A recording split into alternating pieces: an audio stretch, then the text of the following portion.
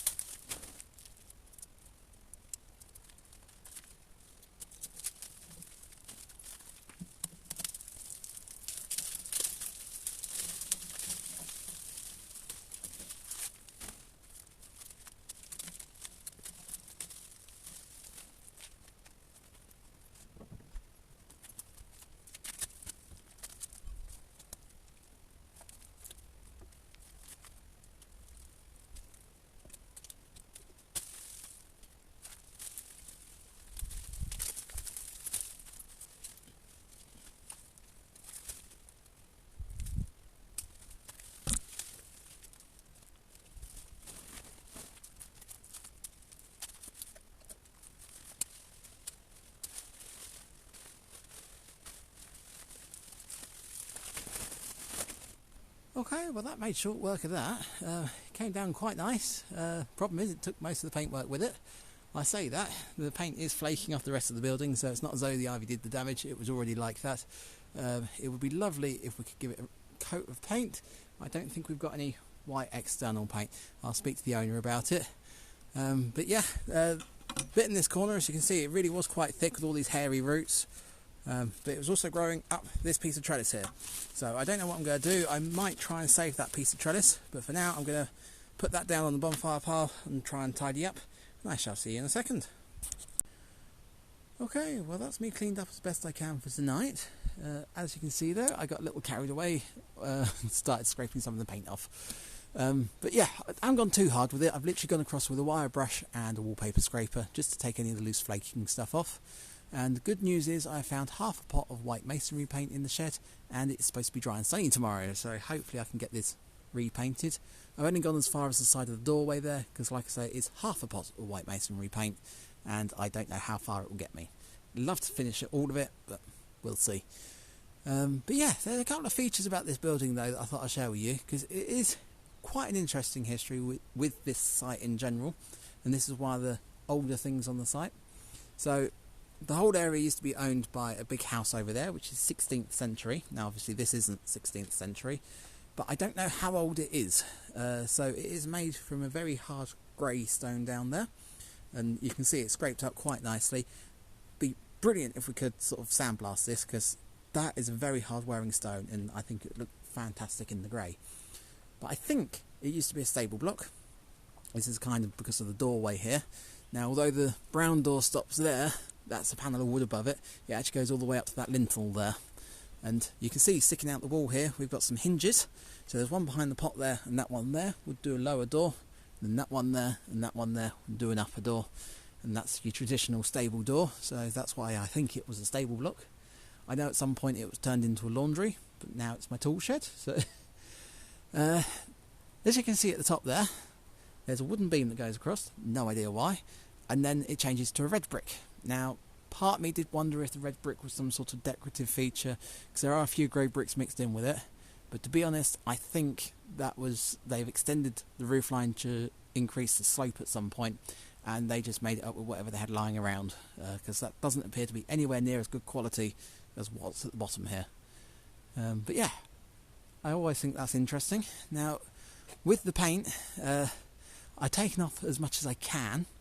Now underneath there is a very chalky layer there.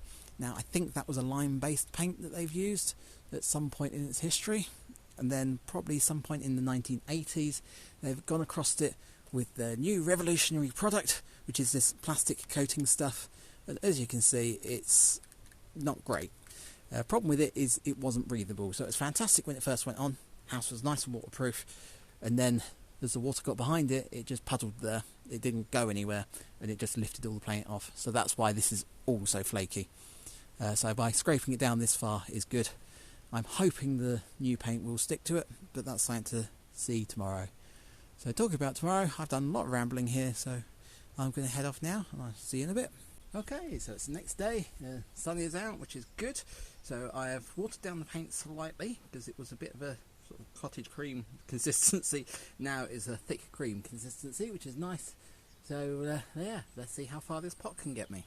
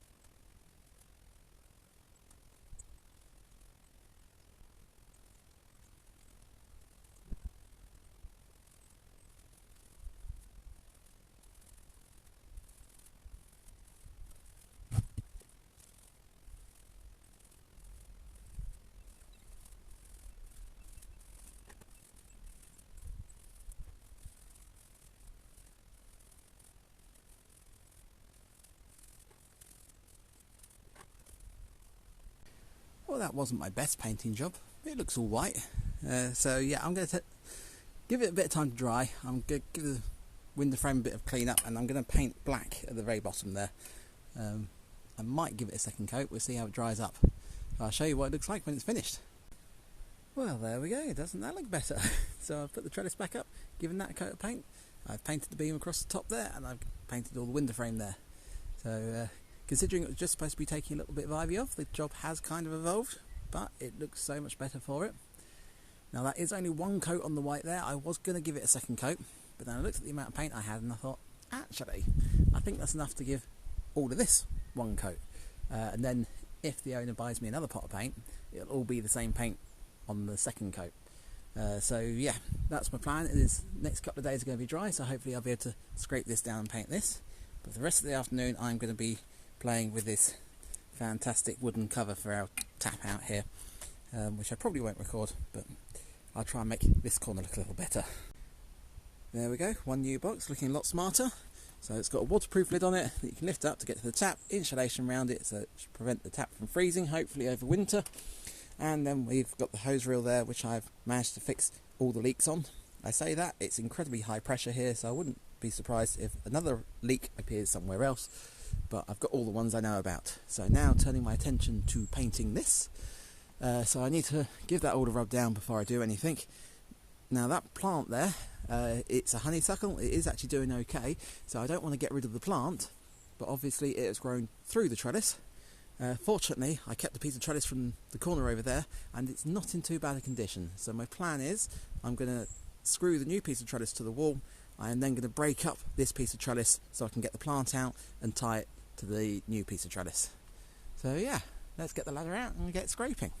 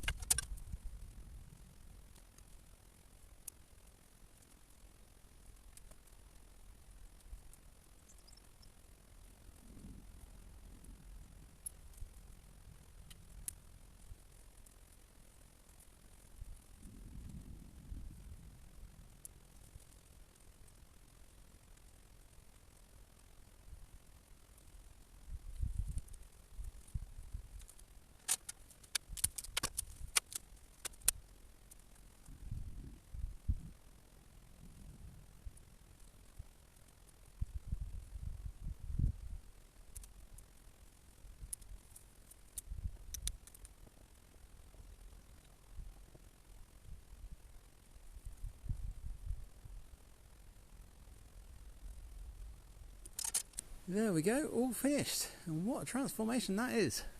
So I really was tight with the white paint. I kind of ran out when I got down to the bottom there.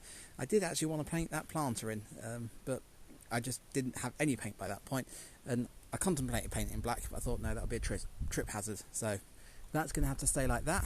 But I've got the trellis painted there and the plant back up there, window frames all painted in nicely, and the beam at the top there. The white paint did stand out a bit. I've gone over it with the brown. It don't stand out quite so much. I did contemplate trying to scrape it off further, but I thought if it's solid, there's no point scraping it off. We'll leave it as it is. But yeah, so that's looking good. Now I have spoken to the owner about another pot of white paint, and they've said they will get me one because they want me to carry on with the building there, because that's starting to look grubby now. So hopefully I'll get to give this a second coat as well. But for now, this is where I'm going to end the video. So I shall see you later.